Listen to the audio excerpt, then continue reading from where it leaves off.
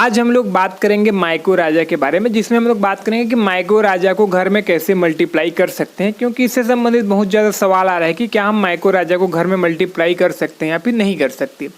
उसके बारे में चर्चा करेंगे। उससे पहले हम लोग थोड़ी चर्चा करते हैं माइकोराजा के बारे में। माइकोराजा एक ऐसा फफूंद होता है जो जड़ के साथ मिल के जड़ को अन्य पोषक तत्व उपलब्ध कराता है।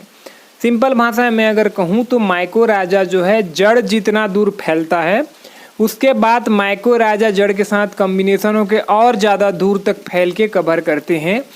एक रिसर्च में पता चला है कि जो माइकोराजा होता है एक गमले में अगर हम लोग देते हैं तो वो लगभग 1 किलोमीटर तक अपने जड़ को फैला सकता है। तो इससे बेनिफिट ये होता है कि जड़ जितने दूर पहुंच सकते हैं वो तो पहुंच सकते हैं, जहां तक जड़ पहुंचती है वहां के जो न्यूट्रिशंस होते हैं उसको पौधे लेते हैं, अपने आप को विकास करते हैं।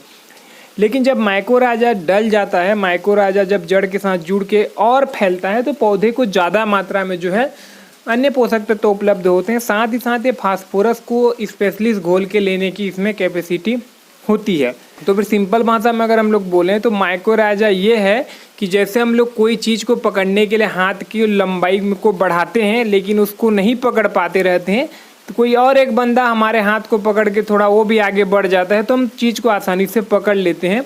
उसी तरीके से काम करता है माइकोराजा। ये तो हो गई माइकोराजा के बारे में ओवरव्यू। इसके बारे में बात करें तो काफ़ी विस्तृत वीडियो बनेगा, जो माइकोराजा से संबंधित विस्तृत जानकारी का वीडियो बना हुआ है, तो इसलिए मैं सिर्फ आज ओवरव्यू बताता हूँ। उसके बाद सवाल आती है कि हम लोग इसको किस तरीके से मल्टीप्लाई करें। देखिए, जितने भी ट्राइकोडर्मा या फिर जितने मित्र फंगस वगैरह होते हैं उसको हम लोग आसानी से घर में मल्टीप्लाई कर सकते हैं। लेकिन जब बात माइकोराजा के साथ आती है तो इसमें घर में मल्टीप्लाई करने में थोड़ी सी असुविधा होती है, मतलब हर कोई नहीं कर सकता। कैसे, मैं आपको एक्सप्लेन करके बताता हूँ। माइकोराजा जो है जड़ में मल्टीप्लाई होते हैं और बाकी जो हमारे मित्र फंगस होते हैं वो कार्बन के साथ मल्टीप्लाई होते हैं। जैसे गोबर की खाद में आप डाल देंगे तो वो अपने आप को मल्टीप्लाई कर देते हैं।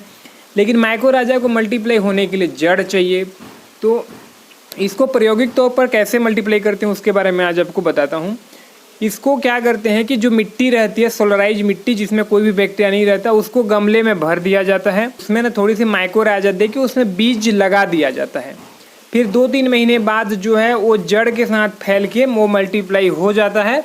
फिर अब उसी जड़ को जो है छोटे छोटे पीसेस करके जो कंपोस्ट खाद में मिला के आप इसको दे सकते हैं। तो इस तरीके से जो है माइकोराजा मल्टीप्लाई होता है और इसके मदर कल्चर बड़े आसानी से मल्टीप्लाई होते हैं। तो कुल मिला के जो इस तरीके से देखा जाए तो माइकोराजा हमको खरीदना ही उचित रहता है, जो कि कृषि विश्वविद्यालय में बहुत बड़े ही सस्ते रेट पे मिल जाता है। अगर आप चाहें तो उसको घर में इस तरीके से मल्टीप्लाई भी कर सकते हैं कि कोई भी गमले वगैरह में आप थोड़ा सा माइकोराजा दे दिए, उसमें पौधे लगा दीजिए। देन वो पौधे जब उसके जड़ फैल जाएंगे तो पौधे को ऊपर से काट दीजिए और उसके जड़ को धो के उसको छोटे छोटे पीसेस करके गोबर में भी आप मिला सकते हैं, जिसमें कि माइकोराजा आपको मिल जाएगा। माइकोराजा में एक चीज़ बेनिफिट ये रहता है कि जैसे हम लोग माइकोराजा को खेत में दे देते हैं, उसके बाद हम लोग फसल काट लेते हैं और जड़ जो है वो ज़मीन में गड़ा रहता है, तो उसमें भी माइकोराजा जो है जीवित रहते हैं। अगले फसल जब हम लेते हैं तो उसमें सारे के सारे तो नहीं मिल पाते क्योंकि कुछ नष्ट हो जाते हैं, फिर भी कुछ % जो है उसमें उपलब्ध हो जाते हैं। तो कहीं ना कहीं ये जो माइकोराजा को आप 2-3 साल से कंटिन्यू प्रयोग कर रहे हैं तो आपको आसानी से माइकोराजा जो है कम मात्रा भी देते हैं तो आपकी फसल में उपलब्ध हो जाता है। तो छोटा सा एक कॉन्सेप्ट है माइकोराजा का। अगर आप कीमत के लिहाज से देखें तो 50 से 100 रुपये केजी मिलता है हमको कृषि विश्वविद्यालय में, जो कि पर एकड़ आपको 1 से लेकर 4 केजी तक पर एकड़ आपको देना रहता है। अगर आप इसको नर्सरी अवस्था में दे देते हैं, जो कि छोटी सी भाग में हम लोग लगाते हैं, तो नर्सरी में अगर आप देते हैं तो ये कम मात्रा में भी हो जाता है और उसके बाद मुख्य खेत में ना भी दें तो चलेगा, क्योंकि ये नर्सरी में जब जड़ में ये ऑटोमेटिकली जुड़े रहते हैं और उसी को अगर हम लोग नर्सरी से लेके जब डालते हैं मुख्य खेत में तो वहाँ भी आसानी से फैल जाते हैं। तो मल्टीप्लाई करने में थोड़ी सी परेशानी है। माइकोराजा को छोड़ के बाकी मित्र फंगस को हम घर में मल्टीप्लाई कर सकते हैं।